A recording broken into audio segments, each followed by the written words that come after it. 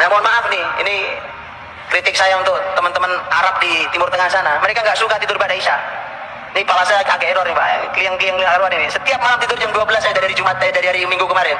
Ahad, Senin, Selasa, Rabu, Kamis. Kenapa? Karena setiap kita pertemuan itu pertemuan pada Isya. Kalau pagi habis sholat subuh itu seperti kota mati. Saya di Jeddah kemarin, kayak kota mati Pak. Sepi, kayak kota mati. Apalagi hari libur. Antum tiduran di jalan insya Allah garing nabrak gitu Pak. Sepi, bisa main bola itu. Ini tidak sesuai. Makanya pantas Islam jatuh di pusat wahyunya begitu. Saya berbincang dengan seseorang pengajar Quran kemarin, orang sana pengajar Quran. Beliau mengatakan ya ini memang salah, tapi bagaimana lagi? Sekarang ada lampu, ada elektronik ini, orang masih bekerja. Saya bilang bukan alasan. Untuk menegakkan sunnah Nabi bukan alasan. Kalau kita mau beralasan terus, tadi saya bilang selalu punya jawaban. Bisa, buktinya bisa. Apa yang tidak bisa? Antum bukan disuruh ngangkat masjid, disuruh tidur Pak. Nggak susah kerjaannya. Disuruh tidur, bukan disuruh baca. Saya tahu nggak semua orang suka baca. Suruh baca 500 halaman 3 hari, ya itu baru antum pusing. Suruh tidur, masih ngelawan juga, subhanallah. Antum mau perintah apa lagi? Ini perintah paling mudah dari Nabi. Suruh tidur pada Isya. Nah, tidur juga. La ilaha illallah. Yuk tidur Pak, pada Isya, tidur pada Isya. Sudah. Dicoba Pak. Ya. Ini subhanallah. Ini konsep kalau antum coba subhanallah. Baik, saya mau tanya, Nabi tidur sehari berapa kali? Berapa Ustaz? Berapa kali Nabi tidur sehari?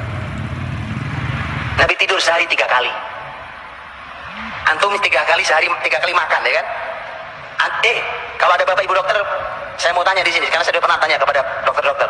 Apa makan 3 kali sehari itu ada panduannya? Nggak ada panduannya, ilmiahnya nggak ada ilmiahnya.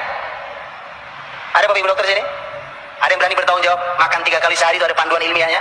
Nggak ada panduan ilmiahnya Pak. Kalau ada yang bilang menemukan panduan ilmiahnya, saya tunjukkan panduan yang lebih ilmiah dari itu. Yang meneliti juga seorang dokter ahli dan sudah diuji oleh berbagai negara, diuji oleh berbagai ahli, bahkan oleh para ulama.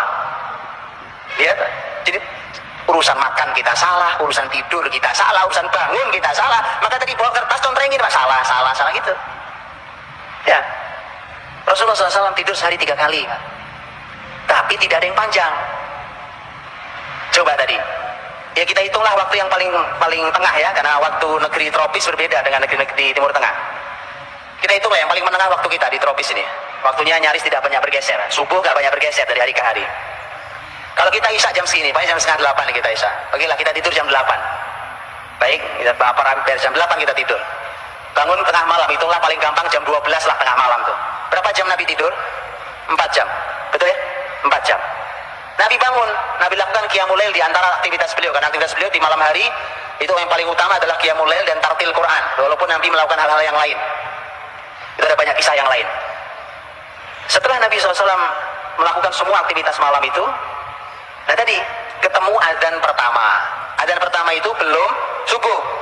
Di situ Nabi tidur lagi. Kapan Nabi bangun? Begitu mendengar adzan subuh. Berarti berapa menit? 15 menit. Ya, ada yang bilang kalau kita yang tidur 15 menit, insya Allah bablas Pak subuhnya ya kan? Itu masalahnya cara tidurnya. Loh, semua itu ada. Jangan melihat sesuatu hanya sepotong dibawa pulang, nanti bingung Pak. Lihat kenapa Nabi SAW tidur miring ke kanan dengan bantal tangannya itu memudahkan kita bangun diantaranya Pak.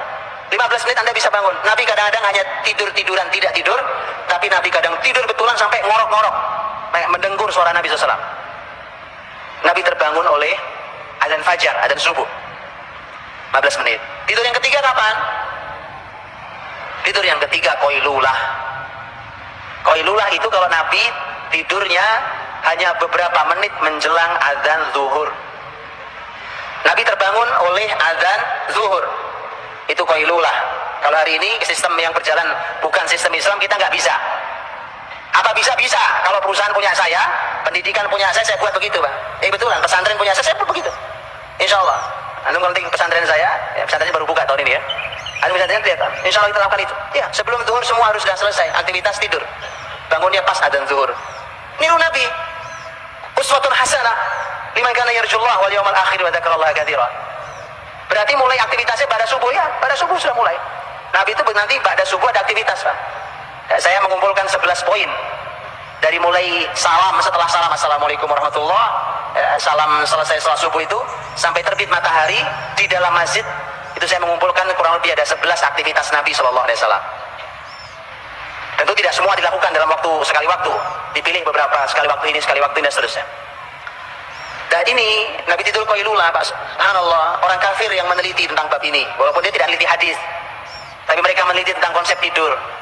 Di Amerika itu ada sebuah lembaga namanya National Sleep Foundation. Ya, orang kafir sampai membuat lembaga tidur aja ada foundationnya. Ngurusi tidur ada lembaganya. Lembaga itu termasuk yang merekomendasikan dengan sangat kuat, bahkan mereka memberikan hitungan secara US dollar berapa kerugian perusahaan-perusahaan di Eropa dan Amerika yang tidak mengizinkan karyawannya istirahat di waktu siang itu. Dihitung secara US dollar. Dan mereka ternyata merekomendasikan tidurlah di siang hari walau hanya setengah jam, walau hanya beberapa menit, walau mungkin hanya tidur meletakkan kepala di atas meja, atau mungkin meletakkan kepala bersandar di kursi, tidur sekejap cukup. Begitu diteliti ternyata grafik otak kita ini kerjanya begitu. Kalau sudah zuhur memang sudah turun gitu, Pak. Antum paksain pun tidak bisa beraktivitas baik. Sama dengan setelah isya begini, Pak. Sebenarnya saya menyampaikan materi begini nggak banyak gunanya, karena udah turun begini angka grafik otak, Pak. Itu udah otak tidur dipaksa bangun. Ini mohon maaf saya. Jadi saya mohon maaf ya. Jadi kepala otak harus tidur dipaksa bangun, tidak efektif. Jadi Rasul sehari tidur 3 kali, Pak. Ini kalau dicoba, terakhir kemarin saya dapat ilmunya, ini teman saya ahli herbal, Pak.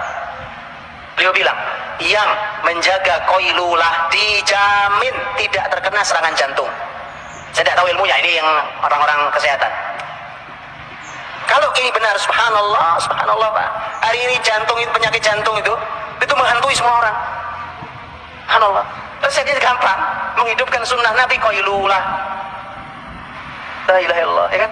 Jadi maka dari itu ini tidur, Pak.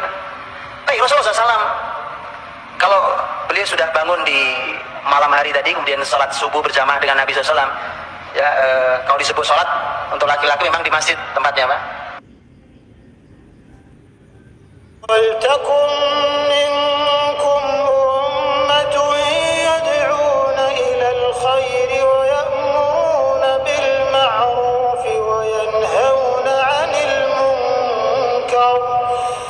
وأولئك